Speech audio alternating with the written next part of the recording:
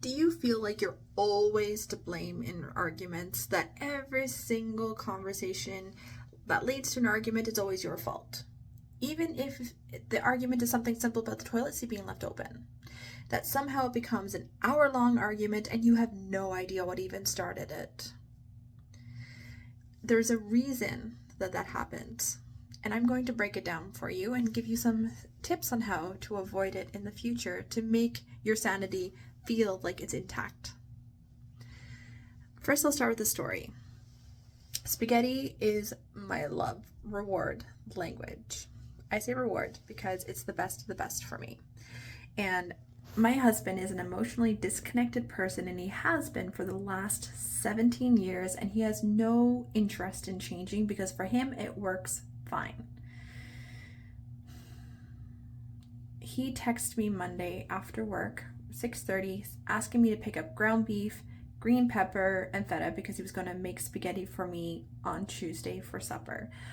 I had to question why, and I was ecstatic. I was on cloud nine because the reason he said is I've been working very hard lately, and he wanted to thank me to show that, and I was excited.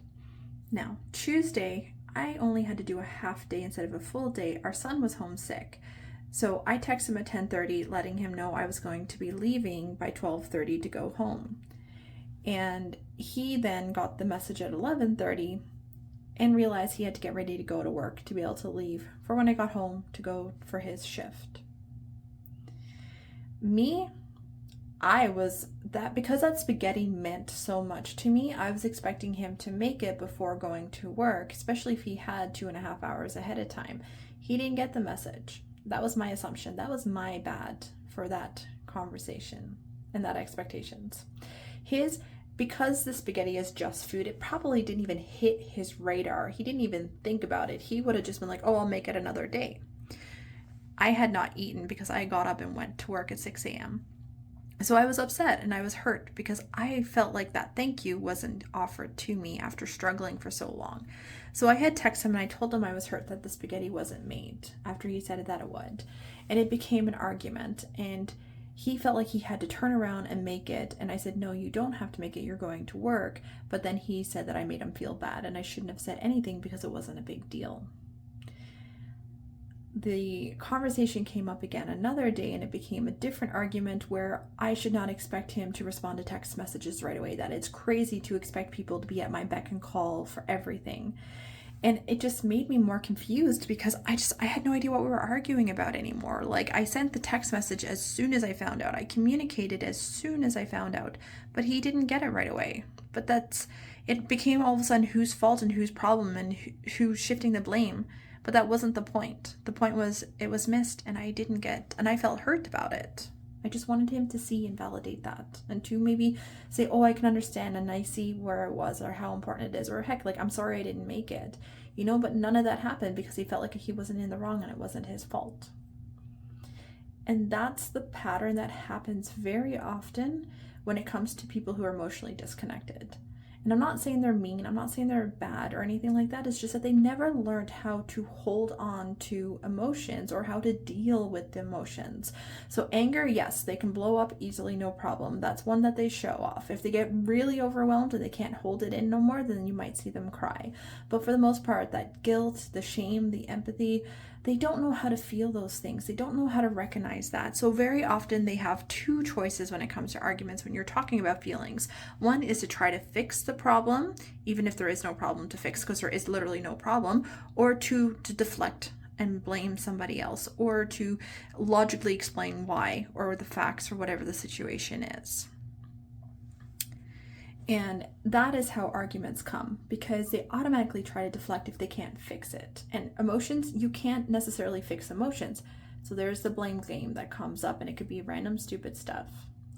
So I want to share some actions to help you to prevent the arguments in the future. One, when you're feeling emotionally hurt, write it down in a journal. Write everything, every bit of the emotions out. Because if you go to someone who's emotionally disconnected and unavailable and you start talking about emotions, you're not going to get met there. They're going to come back and deflect and become an argument. So get it out first. So it's out of your system, done. You don't need to worry about it. The second one then is to communicate with them, because you still like don't look for your validation for them, but you still want to be able to communicate to say how you're feeling. Say, hey, I've worked through this. I'm okay. I don't need you to solve anything, but I want to let you know that I was feeling hurt because of X, Y, and Z. I was feeling hurt that the spaghetti wasn't made when you mentioned you were going to make it. That's it.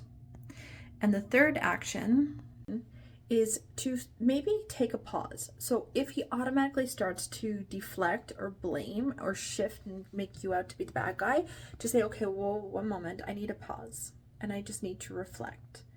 Because that pause allows their brains to stop too. So you may not necessarily be out of control. You might still be completely sane and knowing what you're talking about, but give them that moment. Say, I need a pause. And that allows them to calm down a little bit so that you can have more of a logical conversation. Because the problem is you can't bring emotions into a logical fight. And someone who's emotionally disconnected will never have emotions, will never meet you that way. They're going to be thinking logically about everything. And you're going to be on two different conversations, two different wavelengths, and you're going to keep bashing your heads together. If this resonates with you, I want you to subscribe as I share more ways, because these arguments cause a lot of problems everywhere else in our life, including our business. And because we're so emotionally drained from these arguments, it's hard to show up and do what we need to do.